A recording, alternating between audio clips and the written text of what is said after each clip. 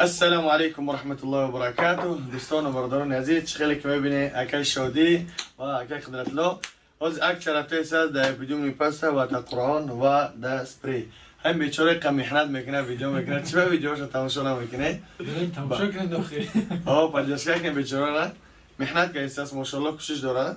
این اکای قدرتلو میبینه دیرکتری صلاح عمره، یعنی مردم به حج عمره روان میکنن. ان شاء الله میتونن که مراجعه کنین رقم هایی که در روی اکرام نیست که کنارش در وبسایت میمونم، یعنی فارماسیب درباره همه این دارو معلومات و پره برای شما ان شاء الله که میرسونه. بدون تدپیسات سکنین و همچی عکس دارو میشه و چی چیزایی که در کار باشه ان شاء الله میتونید از اونجا مراجعه کنین و در اپیسان ان شاء الله سرکش میمونم. بدون تدپیسات سکنین دستگیری کنین ان شاء الله. ایشون قدرتلو را ان شاء الله که همیشه در خدمت و همچنین بسیار دارو در ما هستن. کسی که ان شاء الله خریداری بسیار کنه حرکت میکنیم دستافکش برای اونها بیپل کنیم. قرآنایی که در دست ما این حال میبینین قرآنی زرده تجویدیه، چقدر که بخونی ان شاء الله که شما تا نمیزنه.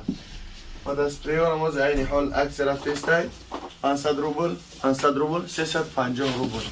ما هر یک قدم شما را ان شاء الله که انتظاریم. میتونید که با سراغ ما را بیاین نکرایون پیرومه دام 29 یا اینکه با رقم ها زنگ بزنین دستافکه میکنیم ان شاء الله. همه شما رو ما انتظاریم. فی امان الله. یگو چی گفتنی باشین؟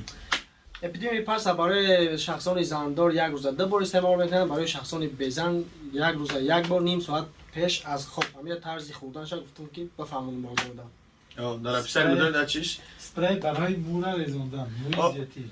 بسیاری هم یکی چی که شده مثلا چی نمیکنه. دبرا ریش گام میزنه و ریش نه ریش داره بیچاره ریش براواگی های.